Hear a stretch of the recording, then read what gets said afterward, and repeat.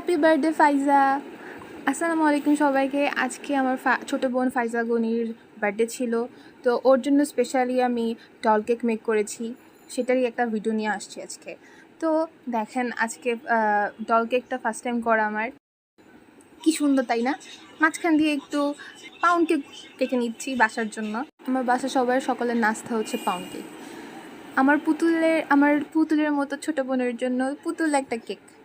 তো ফাইজা 1 বছর হবে, ওর জন্য কিছু সুন্দর করে করার চেষ্টা করেছি।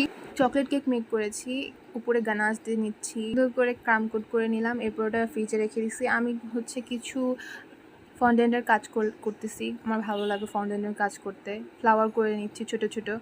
তো এই তো 1M নজল দিয়ে, স্টার নজল দিয়ে সুন্দর সুন্দর ডেকোরেশন করে নিচ্ছি, বেসিক ডেকোরেশন।